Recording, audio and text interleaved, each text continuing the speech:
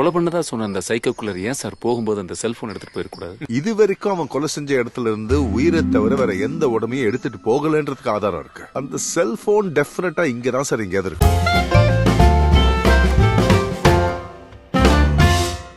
News ஃபிலிமாலயா நேயர்களுக்கு வணக்கம். நான் உங்கள் பத்திரிகையாளர் ஆர்.எஸ். கார்த்திக். என் அருகில் சக்தி சரவணன். வணக்கம். நாங்கள் ரெண்டு பேரும் இந்த வீடியோவில் விமர்சன விவாதம் பகுதியில் பார்க்க இருக்கிற படம் இறுதி முயற்சி. இறுதி முயற்சி. ஒவ்வொரு மனுஷனுக்கும் இறுதி முயற்சி தேவை. ஆனால் இந்த படத்தில் வர்ற மாதிரி இறுதி முயற்சி இருக்கக்கூடாது. ஏன் அப்படின்னா இந்த படம் உண்மையாக ஒரு விதத்தில் பாடம். ஏன் அப்படின்னா இந்த கடன் வாங்கிட்டு சூசைடுக்கு முயற்சி பண்ணுறாங்க பாருங்க, அவங்களுக்கு ஒரு பாடம்.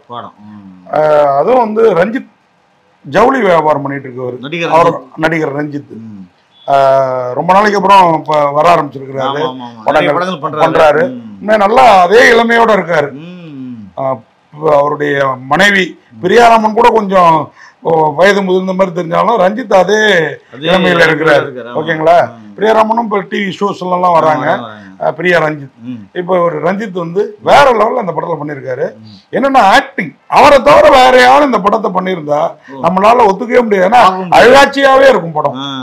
என்னன்னா ரஞ்சித் வந்து கடன் வாங்கிறாரு ஒரு விட்டல் ராவுட்ட வந்து 80 லட்சம் ரூபாய் ஜவுளி தொழிலை வந்து மேம்படுத்துறதுக்காக ஜவுளி கடையை கடன் வாங்கிடுறாரு. அந்த காசை திருப்பி கொடுக்க முடியல. அவருக்கு ஒரு தம்பி வேற, ரெண்டு பேரும் பயங்கர தாதாக்கள். என்னன்னா வட்டி கொடுத்துட்டு அவங்க உள்ள பொம்பளைய பொண்ணுங்களை இவங்களை கைப்பிடிச்சிட்டு இருக்காரு.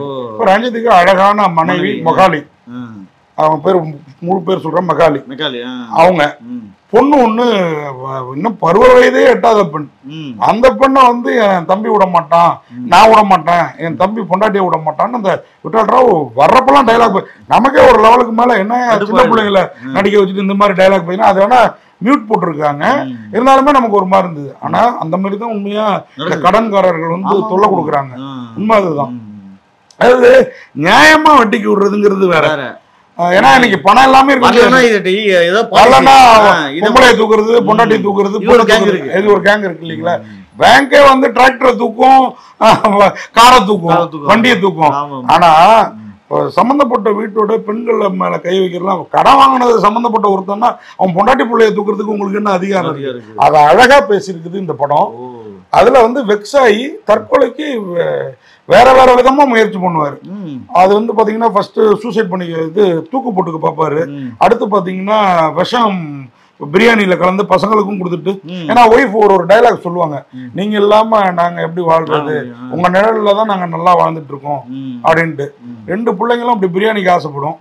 பார்த்தா செத்துருவாங்க அப்படின்னு இன்டர்வல் பிளாக் பண்ணா இல்ல எப்படா பழச்சாங்கன்னா அதுக்கு ஒரு ட்விஸ்ட் வேற லெவல்ல இருக்கும். அடுத்து பாத்தீங்கன்னா எல்லாருமே முடிஞ்சிச்சுன்னு நினைப்போம். இந்த கதையோட டைரக்டர் விஷயம் அழகா ஒரு சாவர மாதிரி சமைச்சா வேற மாதிரி. அதுல இன்னொரு விஷயம் என்ன பியூட்டின்னா, இந்த படத்துல வந்து ஒரு செயின் கில்லர், ஒரு சைக்கோ கில்லர் இருப்பான். அவன் இவங்க வீட்டுல ஒரு 2-3 நாள் தங்கி இருப்பான். எல்லாரையும் கொள்வான். அவன் இவங்களை ஏன் விட்டு வைக்கிறான் அப்படின்னு பாத்தீங்கன்னா அந்த கேரக்டர் டைரக்டரே எடுத்து நடிச்சிருக்கிறாரு. அந்த கேரக்டருக்கு கிளைமாக்ஸ்ல ஒரு பெரும் விஐபி வாய்ஸ் கொடுத்திருக்கிறாரு. என்னன்னா சமூகத்துல தற்கொலை தீர்வாகாது அப்படிங்கறத, இன்னைக்கு கடன் இல்லாம வாழ முடியாது, அதே நேரத்துல கடனுக்காக சூசைட் பண்ணிக்கிறதுங்கிறது முட்டாள்தனம் அப்படிங்கறத அழகா சொல்லியிருக்காங்க. என்ன ஒண்ணு, இந்த படத்துல இடையில கொஞ்சம் வந்து தற்கொலையை கத்து தராங்களோ அப்படின்ற ஒரு ஃபீல் ஏற்பட்டது. வர வச்சிருவாங்களோ அப்படின்ற மாதிரி, ஏன்னா இத்தனை முயற்சி பண்ணலாமா அப்படின்ற மாதிரி ஒரு சில இடத்துல தோன்றுது. அதை மட்டும் தவிர்த்து இருந்தா இந்த படம் இன்னும் பிரமாதமா இருக்கும். ஆனா அந்த சீன்ஸும் அந்த மாதிரி எல்லாம் முயற்சி பண்றாங்க. நமக்கு கத்தெல்லாம் தர முடியாது, ஃபிராக்ஷன் ஆஃப் செகண்ட் தானே.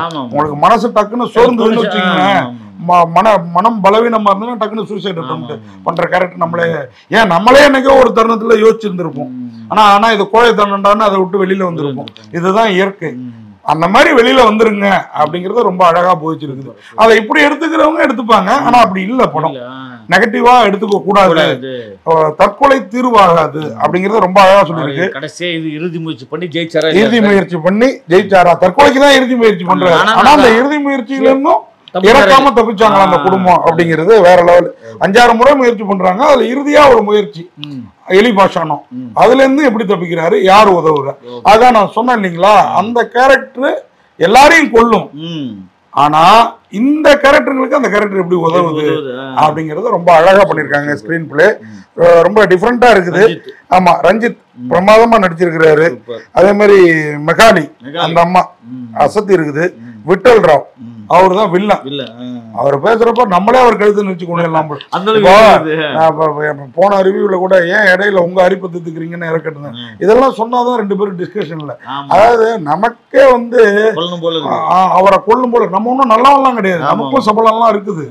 ஆனா எல்லாத்துக்கும் ஒரு எல்லை இருக்குல்ல, ஒரு வரமுறை இருக்கு சார். இன்னைக்கு வந்து நல்லவனே கிடையாது சார் இன்னைக்கு உலகத்துல. நீங்க 10% கெட்டவனா இருக்கலாம், நான் 25% கெட்டவனா இருக்கலாம், கேமராமேன் 40% இருக்கலாம். இவ்வளவுதானே ஒழிய கெட்டவனா இருக்கிறதா நம்ம அப்பா காலத்து தாத்தா காலத்து நேர்மையும் இதுவும் இன்னைக்கு எவன்ட்டுமே கிடையாது, என்னால சொல்ல முடியாது. ஏன்னா இன்னைக்கு காலம் அப்படி மாறிடுச்சு, கலிகாலம் இல்லைங்களா? கலிகாலத்தை நோக்கி போயிட்டு இருக்கோம். சூது கவும் அதுதான் இங்க கடன் கவுது. அதுல இருந்து மீண்டாங்களா இந்த குடும்பம். அந்த குழந்தைகளா நடிச்சிருக்கிறவங்களும் சரி, இந்த மெகாலி நம்ம ரஞ்சித்தும் சரி வேற லெவல்ல பண்ணிருக்காங்க. இந்த படத்தை இயக்கி இருக்கிறாரு உண்மையா வெங்கட் ஜனா. உண்மையா அருமையா ஒரு கதையை யோசிச்சிருக்கிறாரு. அவரே வந்து பணத்தை போட்டிருக்கிறாரு. வரம் சினிமாஸ். உண்மையாவே இந்த மாதிரி ஒரு படம் எனக்கு துணிச்சல் வேணும் கண்டிப்பா.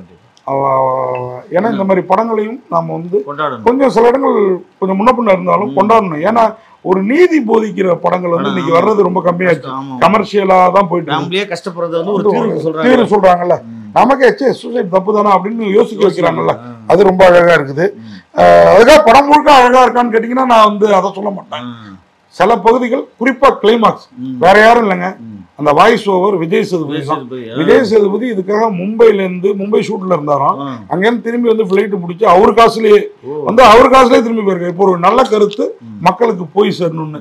அப்ப மக்கள் செல்வனே அப்படி ஒரு முடிவு எடுத்திருக்கிறாங்க. மக்கள் நீங்களும் போய் இப்படி ஒரு படத்தை வந்து பாருங்க. வெங்கட் ஜனாவோட இயக்கமும் சரி, மியூசிக், ஒளிப்பதிவு, எடிட்டிங் எல்லாமே சிறப்பா இருக்கு. மெயினா ரஞ்சித்தோட நடிப்பு ரொம்ப நாளைக்கு அப்புறம் மறுமலர்ச்சி மாதிரி படங்கள்ல நடிச்சவர். என்ன அந்த உருண்ட சோறுன்னு ஒரு படத்துல வரும், அதெல்லாம் இன்னைய வரைக்கும் கண்ணுக்குள்ளாரு இருக்குது.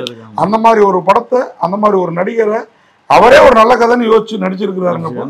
மக்கள் செல்வனே ஒரு நல்ல கதைன்னு பேசியிருக்காரு. பெருசா வந்து போக்குவரத்து செலவுல சம்பளம் எல்லாம் வாங்காம நட்புக்காக வந்திருக்காரு. இன்னொரு ஹீரோ நடிச்ச படத்துல ரஞ்சித் எல்லாம் வந்து நடிக்கிறப்போ விஜய் சேதுபதி எல்லாம் வேடிக்கை பார்த்துட்டு இருப்பாரு. இன்னைக்கு வந்து வாய்ஸ் ஓவர் கொடுத்து ரஞ்சித் படத்துக்கு ஒரு கொண்டாடுறாரு அப்படின்னா, அப்போ இந்த மாதிரி நீதி சொல்ற படத்தை நம்மளும் நீதியா நேர்மையா போய் பார்க்கணும். போய் பாருங்க. பார்த்தீங்கன்னா இறுதி முயற்சி விடாமுயற்சியா உங்களுக்கு வந்து தெரியும் நிச்சயமா அப்படின்னு சொல்லி விடைபெறோம். வெற்றி முயற்சியா உங்களால் ஆகட்டும் சொல்லி விடைபெறோம். நன்றி, வணக்கம். இந்த வீடியோ உங்களுக்கு பிடிச்சிருந்தா லைக் பண்ணுங்க, கமெண்ட் பண்ணுங்க, ஷேர் பண்ணுங்க, சப்ஸ்கிரைப் பண்ணுங்க.